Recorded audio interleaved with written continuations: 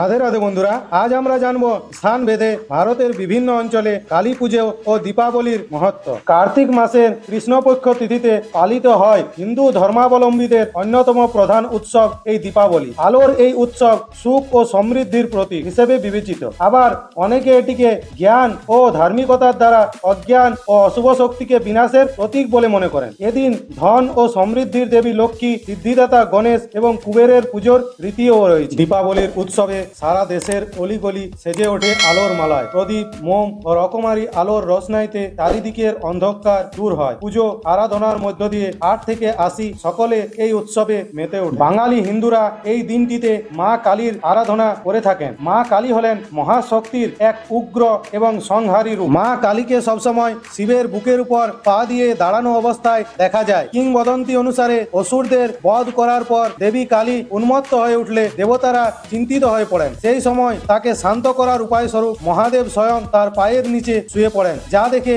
মা কালী লজ্জিত হয়ে জিভ কাটেন এবং শান্ত হয়ে যান। কথিত আছে অষ্টাদশ শতকে বাংলায় নদিয়ার রাজা কৃষ্ণচন্দ্র রায়ের পৃষ্ঠপোষকতায় এবং নবদ্বীপের প্রসিদ্ধ তান্ত্রিক কৃষ্ণচন্দ্র আগমবাগিসের হাত ধরে কালী পুজো বিশেষ জনপ্রিয়তা পায়। এই দিনটিতে পশ্চিমবঙ্গ, আসাম, উড়িষ্যা এবং ঝাড়খণ্ডের মতো পূর্বাঞ্চলের রাজ্যগুলিতে খুব ধুমধামের সঙ্গে মা কালীর পুজো করা হয়। উত্তর ভারতে ভগবান রামের 14 বছর বনবাস পালন করে বাড়ি ফেরার স্মৃতিতে হাজার হাজার প্রদীপ জ্বালিয়ে দীপাবলি পালন করা হয়। ভারতের বিভিন্ন প্রান্তে বিভিন্নভাবে এই কালী পুজো ও দীপাবলি পালিত হলেও এই দিন পরিবার, বন্ধু বান্ধব, আত্মীয় স্বজনদের সাথে আনন্দ ও ভালোবাসা ভাগ করে নেওয়ার একটি উৎসব। আলোর এই উৎসব আপনার জীবনে নিয়ে আসুক আনন্দ ও সমৃদ্ধি। আপনাকে এবং আপনার পরিবারের সবাইকে জানাই শুভ দীপাবলির শুভেচ্ছা।